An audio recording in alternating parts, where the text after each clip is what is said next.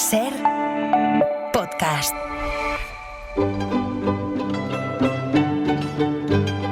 En La Ventana acontece, que no es poco, un relato personal de la historia, con Nieves con Costrina, Cadena Ser.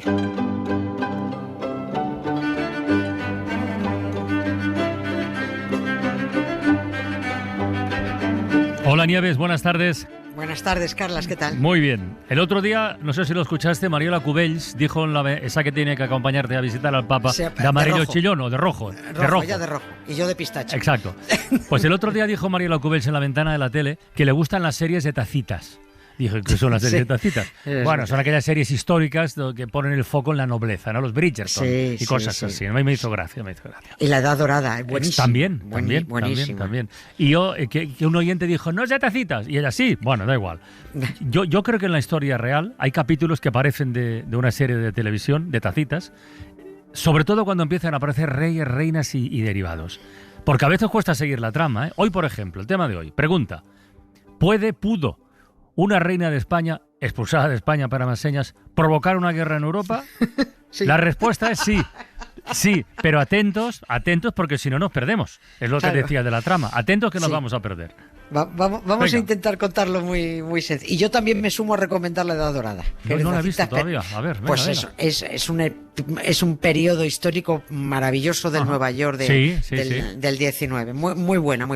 Bueno, yo es que hace ya 3 meses que dejé ahí unas miguitas guerreras con Marta del Vado, cuando estuvimos hablando de la Comuna de París, que fueron aquellas jornadas revolucionarias de los ciudadanos, hartos de su nefasto emperador Napoleón III, hartos de las miserables condiciones de vida, hartos de que les metieran una guerra con Prusia, hartura total había allí, porque Napoleón III era, como dicen en el sur, era muy hartible, este tío. Bueno, las consecuencias de aquellos 2 meses de comuna fueron alrededor de 30.000 parisinos. Un montón de muertos, sí. Tremendo, aquello fue una sangría. Pero a su vez, la comuna fue consecuencia de la caída del Imperio francés, la llegada para quedarse de la República Francesa, la guerra franco-prusiana, y luego todo esto junto fue causa del nacimiento del Imperio Alemán. O sea, es que no pudieron pasar más cosas en aquel loco año de 1870 en Europa. Y es que el mundo con nosotros dentro se desplaza, y solo tenemos que mirar la actualidad, se desplaza a bordo de un tren de acontecimientos. Casi todo es consecuencia de una cosa que luego lleva a otra y a otra. Quien se crea que lo que está haciendo uno aquí no importa, que se apriete los machos, que vienen duras. Pero claro, ¿y si decimos que la mecha del petardo con el que explotó todo lo dicho prendió en España? Eso. Pues claro, y si añadimos que la culpa de que prendiera fue de los Borbones, pues mira, ya cero sorpresas. Si la Borbona Isabel II no hubiera sido la corrupta que fue, si este país no hubiera tenido que echarla, si los españoles fueran más listos de lo que son y no se hubieran empeñado en tener otro rey, si Prusia no se hubiera empeñado en que ese rey fuera alemán, si Francia no se hubiera empeñado en impedirlo, pues bueno, pues lo mismo nos hubiera liado la guerra franco-prusiana. O sí, porque cuando alguien busca gresca, la encuentra tarde o temprano. Y Otto von Bismarck quería pelea.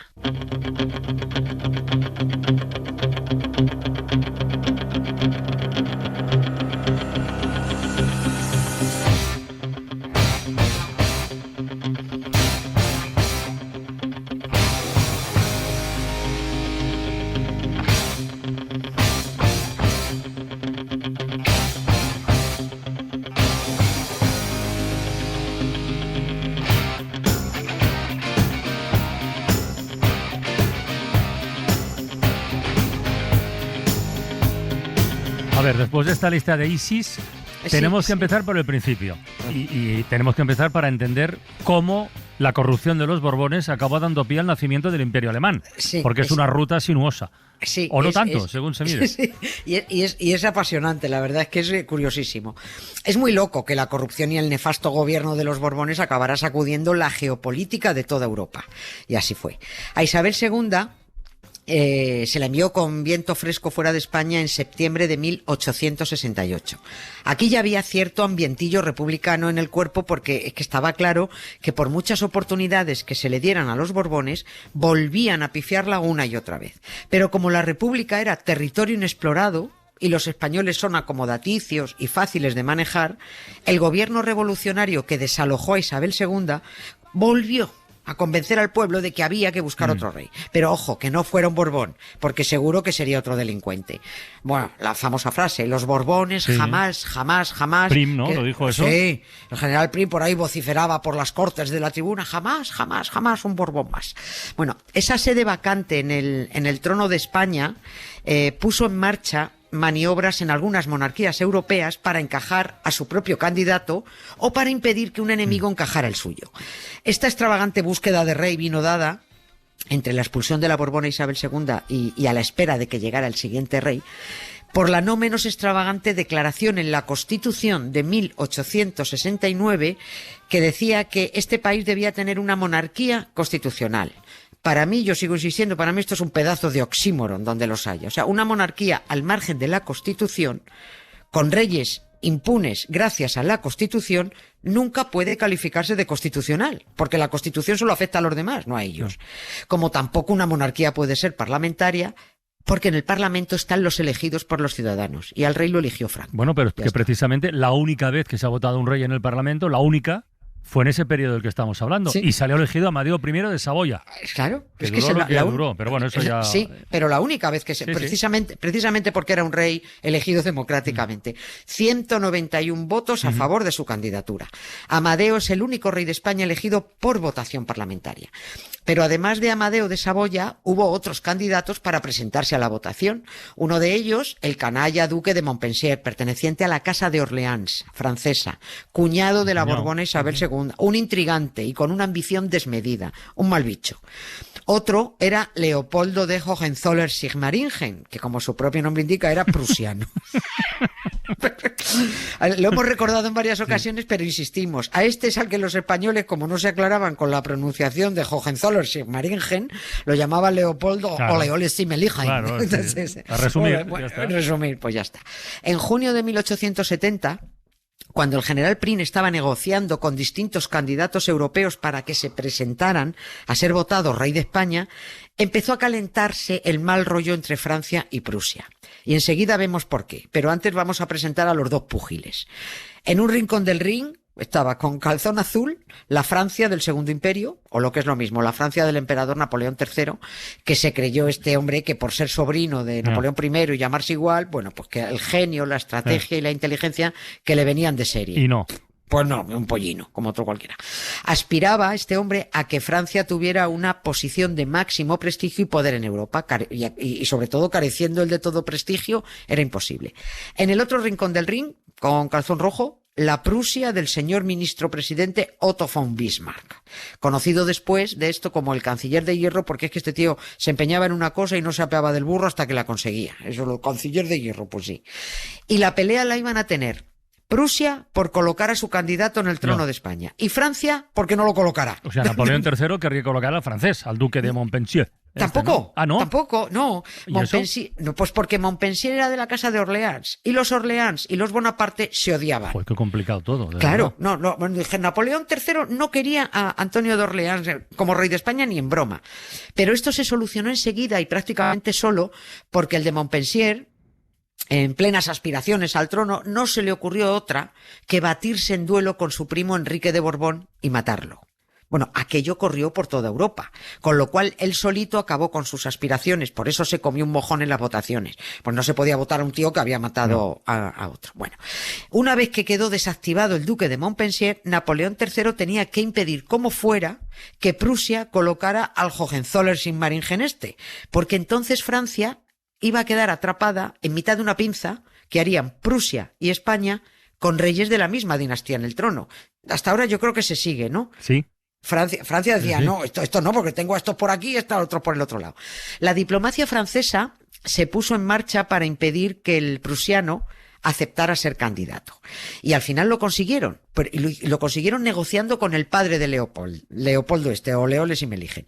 Le convencieron para que su hijo no se presentara. En eso quedaron. El padre dijo, no os preocupéis, mi hijo no se presentará a rey. Pero Francia no acabó de confiar solo en la palabra del padre de Leopoldo. Y quisieron arrancarle el mismo compromiso al rey de Prusia, a Guillermo I. Hemos dicho que von Bismarck era ministro presidente de Prusia, pero el rey era Guillermo I. El caso es que el rey Guillermo se encontraba en esos momentos, cuando fueron a negociar con él, en la ciudad balneario de Bad Ems. Sobre todo se llama la ciudad de Ems, EMS se escribe. Y hasta allí se desplazó el embajador de Francia en Berlín, Vincent Benedetti, o sea, Vicente Benedetti, se llamaba el pollo este en francés. Se acerca hasta allí el señor Vicente, el embajador, para arrancarle el compromiso de que no iban a poner en el trono de España a un Hohenzollern para acercar a Francia.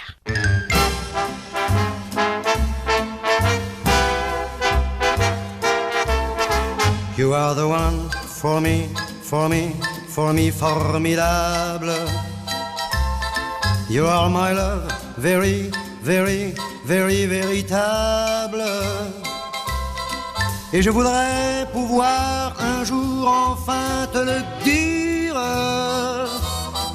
te l'écrire dans la langue de Shakespeare, my Daisy, Daisy, Daisy, désirable. Oye, puede que sea una pregunta retórica, pero ¿cómo se tomó el rey de Prusia, todo un rey de Prusia, que Francia le exigiera que retirara al candidato prusiano? Pues imagínate. En fin, como gesto diplomático no parece muy sobresaliente. Pues claro, pues se lo tomó así malamente.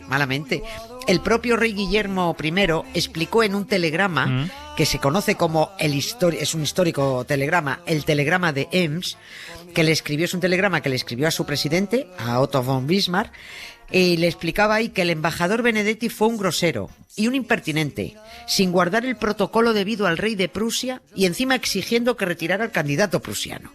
Guillermo I le cuenta esto a Bismarck y le autoriza a que lo haga público, porque está muy ofendido. Y ahí es donde entra Bismarck, que le tenía muchas ganas a Francia y quería liarla para guerrear y arañarle unos cuantos territorios. Necesitaba un casus belli. Y efectivamente, hace público el telegrama mediante comunicado de prensa, pero con unos arreglillos en el telegrama. El telegrama decía lo mismo que le había contado el rey, pero haciéndolo un poco más humillante hacia el embajador francés Vicente, dando una patadita al orgullo de Francia y dando también a entender que la candidatura del Hohenzollern-Sigmaringen al trono de España, que esa candidatura seguía en pie. No, lo dejaban como dando a entender, sin decir que sí ni que no. Bismarck, que era más listo que el Bonaparte de aquí a Lima, sabía que a los patrioteros es muy fácil provocarlos, y dada la inestabilidad por la que pasaba Napoleón III, por la pérdida de popularidad y por las revoluciones internas que tenía, el emperador iba a usar esto pues para este orgullo patrio, para soliviantar los ánimos nacionalistas y así desviar la atención sobre él. Y Bismarck, que quería la guerra pero no quería declararla él, hizo pleno. Efectivamente, picó a Napoleón III y días después, en julio, declaró la guerra a Prusia sin estar preparado para la guerra. He ahí la guerra franco-prusiana, que estalló por la elección del rey de España. Toma. Que yo me imagino aquí, de verdad, a Prín diciendo, hostia, tú la que hemos liado. Claro, porque de ahí vino la caída de Napoleón III, la llegada de la República Francesa, la Comuna de París, todo lo del comienzo. Es que de ahí vino una impredecible cadena de acontecimientos, al menos impredecibles por Napoleón III, porque Bismarck sabía perfectamente lo que buscaba con aquella guerra. Además de pegarle una paliza militar a Francia y lograr el derrocamiento de Napoleón III, consiguió la unificación del ansiado imperio alemán. Se acabó Prusia y ahí nació el imperio, el primer Reich. Sí. Claro. Guillermo I pasó de ser rey de Prusia a emperador, Kaiser de Alemania. Y Otto von Bismarck pasó de ser, ministro-presidente a ser canciller. Los alemanes le birlaron a Francia las regiones de Alsacia y Lorena, y encima, es que esto es muy grande, encima el nacimiento del imperio... el nacimiento del Imperio Alemán se proclamó oficialmente en el Salón de los Espejos de Versalles. Esto se hizo durante el asedio prusiano a París. Toma. O sea, es que es como ir a mearte en la casa del otro directamente. 10 días antes de que Francia firmara el armisticio, los alemanes proclamaron su imperio en Versalles.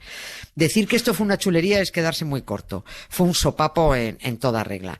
Si alguien va por esa ciudad balneario mencionada, por Bad Ems, va a encontrar una placa en un monolito que recuerda en 3 idiomas, no está en castellano, recuerda este famoso episodio del telegrama de Ems que salió de allí, que dio lugar a un trascendental cambio geopolítico en Europa por colocar o no en el trono de España a Leopoldo Oleole si me eligen. Sarandonga. nos vamos a comer sarandonga, churrasco con bacalao, sarandonga, y en lo alto del puerto, sarandonga, que mañana es domingo, sarandonga, sarandonga, sarandonga, sarandonga, yo ya me cantar. A la Cuchibiri, mañana más. Y buena verbena. Gracias, Carlas. Venga, un beso. hasta luego. Para no perderte ningún episodio, síguenos en la aplicación o la web de la SER, Podium Podcast o tu plataforma de audio favorita. Sarandonga, churrasco con bacalao, sarandonga, y en lo alto del puerto, sarandonga, que mañana es domingo, sarandonga, sarandonga, sarandonga, sarandonga, yo ya me cantar, yo no como más judía, porque me sienta muy mal, yo no como más judía, porque me sienta muy mal, y luego dice la gente, prima, come bobería, ay, nos vamos a comer, yo un arroz con bacalao, y en lo alto del puerto, que mañana es domingo, sarandonga, sarandonga, sarandonga, yo ya me cantar. Oh, waistline, my night. Oh, waistline. Wait. Oh, wait. Waistline, no, sí, oh, sí. Oh, waistline, night, waistline. Oh, wechi. Los gitanos y los payos en gracia se dan la mano, con alegría y muy cante, nos queremos como hermanos. Unos nos miran de frente y otros nos miran de lado, pero la rumba es la madre, ya, todos les cantamos, ay, sarandonga, nos vamos a comer, sarandonga, un arroz con bacalao, sarandonga, y en lo alto del puerto, sarandonga, que mañana es domingo, sarandonga, sarandonga, sarandonga, sarandonga, yo ya me cantar, esta vida hay que beberla, en sorbitos de cristal, esta vida hay que beberla, en sorbitos de cristal, un sorbito por nosotros y otro por lo que no están. Nos vamos a comer un arroz con bacalao, y en lo alto del puerto, que mañana es domingo, sarandonga, sarandonga, sarandonga, yo ya me cantar.